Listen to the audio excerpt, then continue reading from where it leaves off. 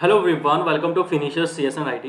दोस्तों, एक स्टूडेंट का डाउट आया है। एक क्वेश्चन है बेसिकली, जो मैंने चेक किया है कि हरियाणा के एग्जाम्स के अंदर 10 से 15 बार ये सेम क्वेश्चन जो है वो रिपीट हो चुका है। लेकिन डाउट ये है कि सर इस क्वेश्चन का मतलब क्या होता है, और अगर इस क्वेश्चन को हम अगर प्रैक्टिकल करके देखते हैं तो हमें कैसे काम करना होता है, और हमें प्रैक्टिकल करके समझाया जाए ताकि हमारा ये क्वेश्चन आगे से कभी भी गलत ना हो। तो दोस्तों, क्वेश्चन आप लोगों के स्क्रीन के ऊपर है। बेसिकली क्वेश्चन आप लोगों से पूछा जाता है, what is a rule concerning what kind of data can be entered in a cell. यानी कि सेल में किस प्रकार का डेटा दर्ज किया जा सकता है, इसके संबंध में एक नियम बनाया गया है एमएस एक्सेल के अंदर। उसी को हम दोस्तों किस नाम से जानते हैं? डेटा वैलिडेशन रूल के नाम से हम उसको जानते हैं। फॉर एग्जाम्पल दोस्तों, देखो प्रैक्टिकल करके मैं आप लोगों को यहाँ पे दिखा देता हूँ ताकि चीजें थोड़ी सी ज्यादा क्लियर हों आप लोगों को।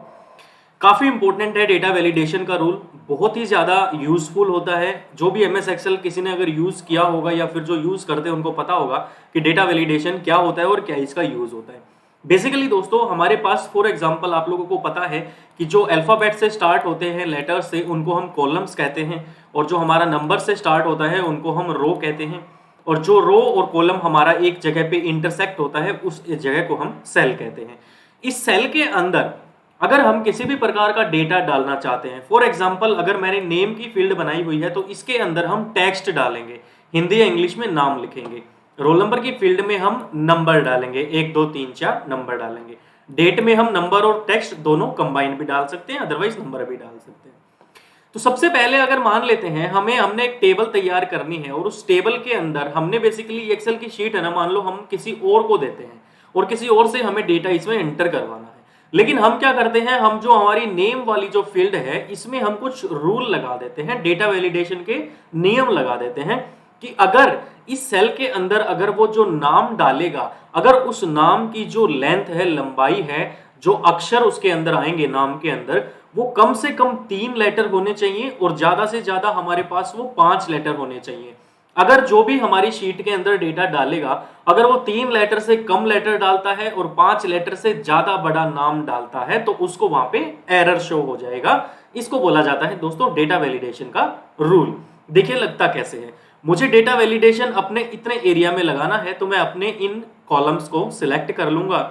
मैं आऊंगा डेटा टैब के ऊपर, और डेटा टैब में मेरे पास यहाँ पे ऑप्शन होता है दोस्तों, डेटा टूल्स के अंदर डेटा वैलिडेशन का ऑप्शन होता है। डेटा वैलिडेशन के नीचे आप लोग देख भी सकते हैं, लिखा हुआ है pick from a list of rules to limit the type of data that can be entered in a cell. एक सेल के अंदर कैसा डेटा डाला जा सकता है, उस चीज को रिस्ट्रिक्ट करने के लिए हम डेटा वैलिडेशन का प्रयोग करते हैं। मैं डेटा वैलिडेशन के ऊपर क्लिक करता हूं तो मेरे पास कुछ ऐसा डायलॉग बॉक्स आता है। यहाँ पे मुझे अलाउ के अंदर यहाँ पे मुझे सिलेक्ट कर सकता हूं, मैं रोल नंबर सिलेक्ट करना है, डेसिमल सिलेक्ट करना है।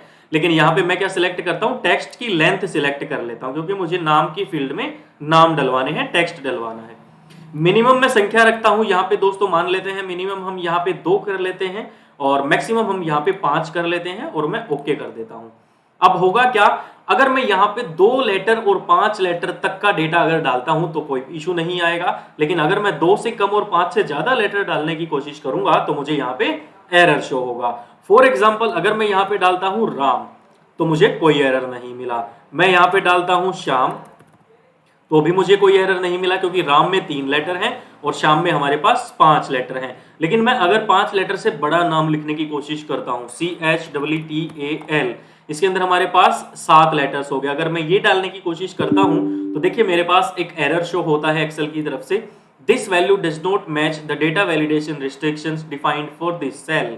इस सेल के लिए जो भी डेटा वैलिडेशन रिस्ट्रिक्शंस हमने लगाए थे, ये नाम या ये एंट्री उस रिस्ट्रिक्शंस को फॉलो नहीं करता है, इसलिए यहाँ पे क्या आ रहा है, एरर आ रहा है। इस एरर को खत्म करने के लिए हमें यहाँ पे या तो 2 लेटर डालने पड़ेंगे, या फिर हमें यहाँ पे क्या डालना पड़ेगा, मान लो TA करके कुछ नाम है, हमें डालता हूं यहाँ पे, या फिर हमें कम से कम 5 लेटर जो है वो डालने पड़ेंगे। ये होता है दोस्तों हमारा डेटा वैलिडेशन का रूल। मैं रोल नंबर के एग्जांपल से और क्लियर कर देता हूं। फॉर एग्जांपल रोल नंबर हमारे पास क्लास के अंदर टोटल 50 स्टूडेंट्स हैं, हमें 1 से 50 तक का डेटा ही यहाँ पे डालना है। तो मैं क्या करता हूं, डेटा वैलिडेशन रूल में लगा देता हूं, यहाँ पे मैं और यहाँ पे हम सिलेक्ट कर लेते हैं, for example whole number select कर लिया। मिनिमम जो है वो एक संख्या होनी चाहिए और मैक्सिमम जो है हमारी वो 50 होनी चाहिए। ऐसा करके मैंने एक रूल सेट कर दिया है इन सेल्स के लिए। अब मैं यहाँ पे अगर 1 डालता हूं तो कोई एरर नहीं आता है, यहाँ पे मैं 20 डालता हूं तो कोई एरर नहीं आता है, यहाँ पे मैं 50 भी डालता हूं तो भी कोई एरर नहीं आता है। लेकिन मैं जैसे ही 50 से ऊपर डालने की कोशिश करूंगा तो मेरे पास एरर आएगा माइक्रोसॉफ्ट एक्सेल का कि जो वैल्यू आप डालना चाहते हैं वो आपके डेटा वैलिडेशन में लगाए गए रिस्ट्रिक्शंस के साथ मैच नहीं हो रही है। या तो आप रिट्राई कर सकते हैं या फिर आप इसको कैंसिल कर सकते हैं। रिट्राई करेंगे तो हमारे पास ये एंट्री यहाँ पे एज इट इज आ जाएगी, इसको हटा के हम यहाँ पे कोई भी अपनी एंट्री डाल के यहाँ पे डाल सकते हैं। तो बेसिकली दोस्तों ये क्वेश्चन काफी इंपॉर्टेंट है, काफी बार रिपीट हुआ है ये क्वेश्चन कि सेल में किस प्रकार का डेटा डाला जाता है, इसके संबंध में एक नियम बनाया गया है। उस नियम को हम क्या कहते हैं, तो डेटा वैलिडेशन रूल बेसिकली दोस्तों हम उसको कहते हैं। आई होप आप लोगों को डेटा वैलिडेशन क्लियर हो गया होगा, और अगर समझ में आया हो तो प्लीज वीडियो को लाइक कर देना और अपने दोस्तों के साथ भी शेयर करना, ताकि अगर ऐसा क्वेश्चन कभी आता है आगे एग्जाम में तो आप लोगों का वो गलत ना हो। थैंक यू सो मच, मिलते हैं नेक्स्ट क्लास में। और अगर ऐसे ही आप लोगों के अगर कोई और डाउट है एमएस ऑफिस से जुड़े हुए, जिनको आप प्रैक्टिकली सीखना चाहते हैं कि ऐसे क्वेश्चंस कई बार आ जाते हैं दोस्तों हमारे सामने, जिनका आंसर रटने की बजाय हमारी कोशिश होनी चाहिए कि हम उनको प्रैक्टिकली करके देखें। तो अगर आपके पास रिसोर्सेज अवेलेबल नहीं है प्रैक्टिकल करके देखने के, तो आप मेरे पास सेंड कर सकते हैं, नंबर डिस्क्रिप्शन में दिया हुआ है, व्हाट्सएप मैसेज कर सकते हैं, तो मैं आपको प्रैक्टिकल वो क्वेश्चन समझाने की पूरी कोशिश करूंगा। चलिए, थैंक यू सो मच, मिलते हैं नेक्स्ट सेशन में किसी और नए डाउट के साथ। तब तक के लिए take care, bye bye, have a good day.